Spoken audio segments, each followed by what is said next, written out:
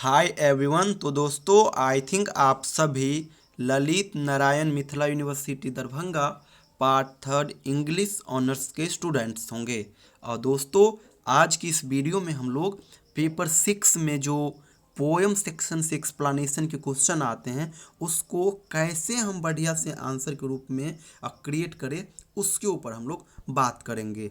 और देखिए एक्सप्लेनेशन के लिए एक बेसिक सा ढांचा होता है, उस ढांचे के अनुरूप ही आपको अपने आंसर को ढालना होगा, क्योंकि एक्सप्लेनेशन थोड़ा टफ माना जाता है क्योंकि एक्सप्लेनेशन के लिए बहुत बारीकी से पढ़ना होता है चीज़ों को। लेकिन यहाँ पे जो मैं आपको कंसेप्ट बतला रहा हूँ उसको आप लोग बढ़िया से फॉलो करिएगा, क्वेश्चन तो किसी भी हालत में नहीं छूटेगा। सबसे पहला काम आप लोग क्या करोगे, पोएम टेक्स्ट का जो मैं आपको पीडीएफ दिया हूँ उन पीडीएफ को बार बार जरूर पढ़ते रहिएगा।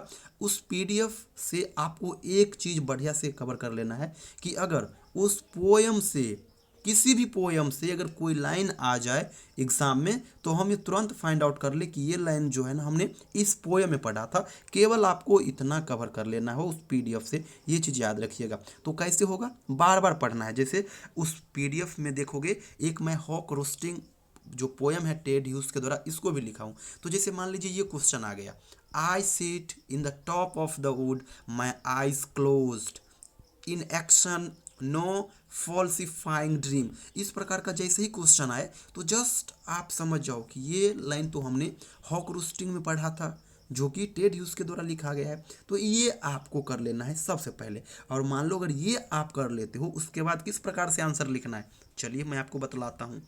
जैसे मान लीजिए आपने फाइंड आउट कर लिया कि ये लाइन यहाँ से लिया गया है, तो उसके बाद एक बेसिक सा आपको ढांचा क्रिएट करना है। कैसा ढांचा क्रिएट करोगे, इस प्रकार से करोगे, लिखोगे आंसर में लिखोगे द प्रेजेंट लाइन्स। इतना लिखने के बाद जो लाइन का एक्सप्लेनेशन आपको कह रहा है करने के लिए, चाहे वो 4 लाइन हो या फिर 5 लाइन हो, पूरे लाइन को आप लिख दीजिए और उस लाइन को क्या करिए, इन्वर्टेड कॉमा के अंदर डालिए। और हर लाइन को जितने भी वर्ड्स आते हैं हर एक चीज़ को आप क्या कर दो, अंडरलाइन कर दो।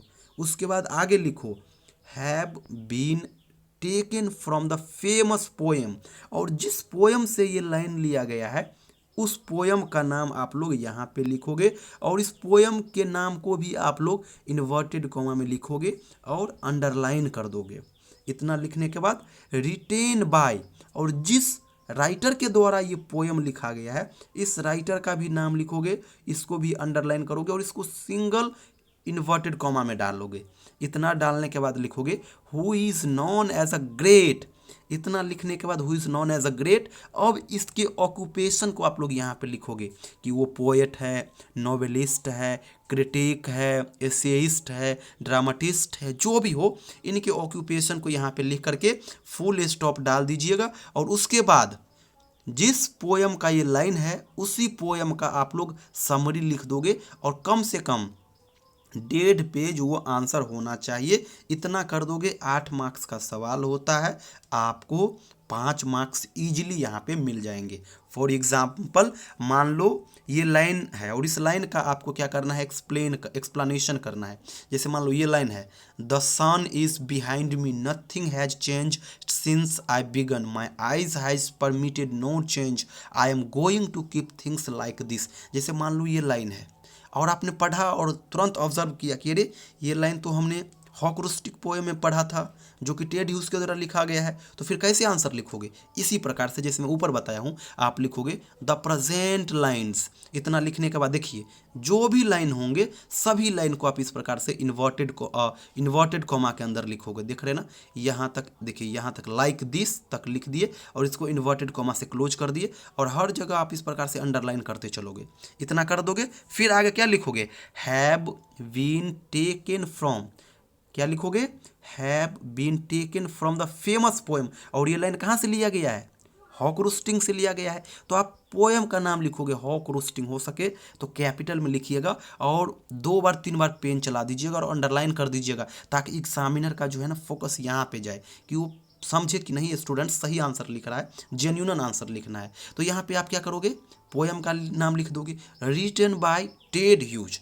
टेड ह्यूज के द्वारा लिखा गया है। टेड ह्यूज को देख रहे हो, यहाँ पे लिखने के बाद हम सिंगल इन्वर्टेड कॉमा में डालें, इतना लिख दोगे और फिर इसके ऑक्यूपेशन को लिखोगे, who is known as a great English poet, translator, playwright and children's writer, इतना लिख करके फुल स्टॉप डाल दोगे। अगर आपको इच्छा हो कि टेड ह्यूज के बारे में 2-3 लाइन हम और लिखे तो बिल्कुल लिख सकते हो, ये चीज़ यहाँ पे आप कर सकते हो। टेड ह्यूज के बारे में 2-3 लाइन जो भी राइटर के द्वारा लिखा गया होगा उस राइटर का आप यहाँ पे मेन जो चीज़ है 2 से 3 लाइन ये भी यहाँ पे आप डाल सकते हो। इतना करने के बाद अब ये जो पोएम है आपका हॉक रोस्टिंग, उन हॉक रोस्टिंग का जो मेन कंटेंट है, जो समरी है, उन समरी को आप लोग यहाँ पे ऐड करोगे। एक चीज़ याद रखिएगा, जो पोएम होंगे उन पोएम का इंट्रोडक्शन वाला पार्ट आप मत लिखना कि the present poem hawk roosting written by Ted Hughes, ये सारा चीज़ बिल्कुल मत लिखिएगा। सीधा समरी वाला जो पार्ट है उस पार्ट को यहाँ पे लिखिएगा और कम से कम टोटल आंसर 1.5 पेज होनी चाहिए। 8 मार्क्स का सवाल होगा, 5 मार्क्स से कम आपको किसी भी हालत में नहीं मिलेगा, ये चीज़ याद रखिएगा। लेकिन सबसे पहला आपका काम होगा पोएम के टेक्स्ट को बार बार रिवीजन करते रहना है आपको। अगर पोएम टेक्स्ट को नहीं पढ़ोगे तो आप ये फाइंड आउट ही नहीं कर पाओगे कि ये लाइन किस पोएम से लिया गया है, और जब ये नहीं फाइंड आउट कर लोगे और आलतू फालतू का चीज़ लिखोगे तो फिर मार्क्स नहीं मिलेगा, ये मैं क्लियरली कह दे रहा हूँ। तो इसीलिए पोएम को बार बार पढ़ना है, रटना नहीं है, बस बार बार पढ़ना है। जैसे आपने ये हॉक रोस्टिंग उठाया, उसके पोएम को पढ़ने लगा, कहीं से भी क्वेश्चन आ सकता है। जैसे ये था आपका पहला स्टांजा, ये हो गया दूसरा स्टांजा, जैसे कि the convenience of the high trees, the air's buoyancy and the sun's ray are of advantage to me। तो इस प्रकार से कहीं से भी लाइन आ सकता है। फॉर एग्जाम्पल ये भी रह सकता है, my feet are locked, keep locked upon the raw bark, I took the whole of creation to produce my foot, my each feather, now I hold creation in my foot। तो कोई भी line रह सकता है। जैसे ये line देखा, आप जैसे ही ये क्वेश्चन दिखे आपको, आप तुरंत फाइंड आउट कर लेना कि नहीं, ये जो लाइन है ना ये हम हॉक रोस्टिंग में पढ़े हुए थे, और हॉक रोस्टिंग के जो राइटर है ये टेड ह्यूज है। और जस्ट आप क्या करना, इस प्रकार से आंसर लिखना शुरू कर देना।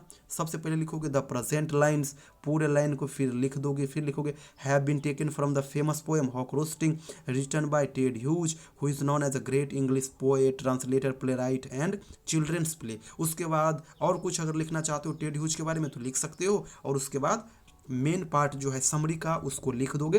टोटल आंसर 1.5 पेज हो जाएगा, 8 में से 5 प्लस मार्क्स आपको मिल जाएगा 100%। और ये सबसे बेहतर पैटर्न है आंसर करने का, एक्सप्लेनेशन वाले क्वेश्चन का। तो दोस्तों इसको सही से कर लीजिएगा और पोएम टेक्स्ट को आप लोग जरूर पढ़ते रहिएगा। पेपर 6 का जो क्लास नोट्स कंटेंट मैं दिया हूँ उनमें मैं उन सभी पोएम का समरी दिया हूँ जो पोएम एक्सप्लेनेशन के लिए इम्पोर्टेंट है। वही 8 से 10 पोएम ही इम्पोर्टेंट है एक्सप्लेनेशन के लिए, क्योंकि 4 सवाल आएंगे एक्सप्लेनेशन में, 4 में से आपको 2 का जवाब देना होगा। दोनों 8-8 मार्क्स करके होंगे, 16 मार्क्स करके होंगे। जो मैं पैटर्न बताया हूँ उस पैटर्न को फॉलो करिएगा। 16 मार्क्स में से आपको 12 मार्क्स 13 मार्क्स ईजिली मिल जाएंगे अगर आपका हैंड राइटिंग अच्छा रहेगा, और जो मैं कंटेंट बताया हूँ इस प्रकार से अगर आप लिखोगे तो ये चीज़ याद रखिएगा। एक चीज़ और बता दूँ, ये मैं एक पैटर्न बतलाया हूँ, हर क्वेश्चन में जाओगे तो उसका आंसर चेंज होगा। जैसे कुछ चीज़ें सेम रहेगी, जैसे मैंने यहाँ पे आपको पैटर्न बताया, पैटर्न तो यही रहेगा बस। ये वाला जो पैटर्न यहाँ पे मैं बताया हूँ पैटर्न तो बस यही रहेगा। बस आपको क्या करना है, ये चीज़ लिखना है, जो लाइन का एक्सप्लेनेशन पूछेगा उस लाइन को लिख दो, वो लाइन किस पोएम से लिया गया उस पोएम का नाम लिख दोगे, उसके अलग से जो राइटर है उसके बारे में उसका नाम लिखोगे, और उस राइटर का जो ऑक्यूपेशन है वो ये आप यहाँ पे लिखोगे। और देखिए मैं जो आपको क्लास नोट्स कंटेंट दिया हूँ पेपर 6 का, उसमें हर एक चीज़ मिलेगा। आप कहोगे कि किसी दूसरे पोएट का अगर दूसरे पोएम से क्वेश्चन आ गया तो उस पोएट का हम ऑक्यूपेशन कहाँ से पता करेंगे।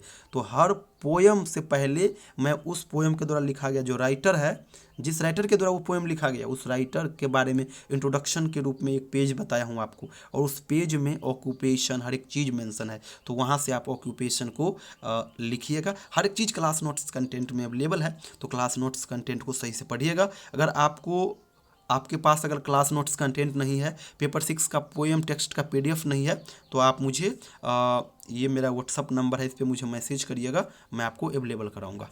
थैंक यू सो मच दोस्तों।